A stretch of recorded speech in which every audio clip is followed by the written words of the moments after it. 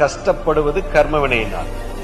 ஒரு மனிதன் கஷ்டத்திலிருந்து வெளியில வருவது கர்மவினை அகலும் பொழுது அவனுக்கு கஷ்டம் தீரும். இல்லைன்னா ஏதாவது ஒரு பிரச்சனை வரும். எப்படி வரும்னு தெரியாது. திடீர்னு ரோட்ல போவோம், ஒரு ஆக்சிடென்ட் ஆகும். ஆக்சிடென்ட் கிடையாது. எதுவுமே இந்த உலகத்துல ஆக்சிடென்ட் கிடையாது. எல்லாமே காரண காரியத்தோட தான் நடக்கும். பிரெசிஷன், அணு பிசகாம போகும். இதெல்லாம் கால்குலேட் எல்லாம் பண்ண முடியாது. Very its too complicated. You understand?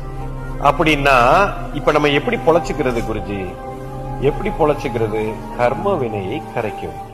அப்போ இயற்கைக்கு ஒத்திசைவாக செயல்படணும். அடுத்தது, இயற்கைக்கு ஒத்திசைவாக எப்படி செயல்படுவது? கொடுக்கிற தன்மையில் செயல்படும்.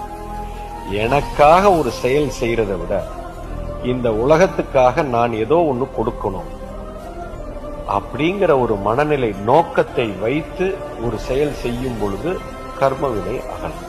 இப்போ உலகத்துல ஒரு டாக்டர் இருக்காரு.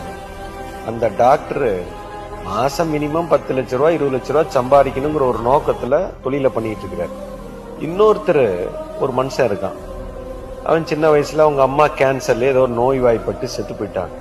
அவனுக்குள்ள ஒரு பெரிய பாதிப்பு வந்துருச்சு. வாழ்க்கையில இனிமேட்டு என்னுடைய ஊர்ல யாருமே இந்த நோயில சாக கூடாது, உலகத்துல நான் சாகுறதுக்குள்ள எனக்கு அம்மாவுக்கு ஏற்பட்ட நிலைமை எந்த அம்மாவுக்கோ அப்பாவுக்கோ நடக்க கூடாதுன்னு ஒரு வெறியில இந்த நோயை யாருக்கும் வரவிடாம தடுக்கிறது தான் என்னுடைய ஒரே பீயிங். இதைத்தான் நான் செய்ய போகிறேன். இதை கத்துக்கிட்டு உலகத்துல இருக்கிற அத்தனை நோயையும் தீர்க்க போறேன். இதுதான் என்னுடைய வாழ்க்கைன்னு ஒருத்தன் பீயிங்ல முடிவு பண்றான்.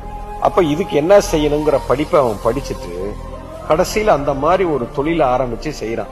அவனுக்கு 24 மணி நேரமும் நோயை தீர்க்கணுங்கிறது மட்டும்தான் அவனோட ஒரே குறிக்கோளா இருக்கு.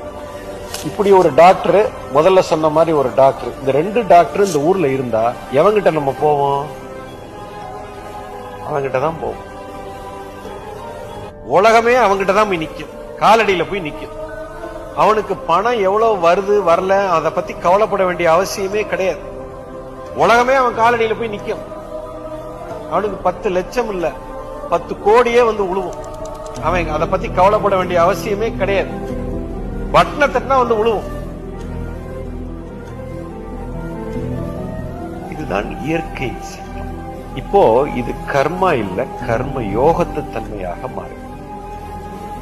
அப்போ ஒரு மனிதன் எப்போ நான் என்ன கொடுப்பது, இந்த உலகத்துக்கு நான் பிறந்த நோக்கத்துக்கு நான் எதை கொடுப்பது அப்படிங்கிற மனநிலையில ஒருத்தன் செயல்படும் பொழுது அவனுடைய கர்மா அத்தனையும் கரைகிறது. இயற்கையின் சட்டம்.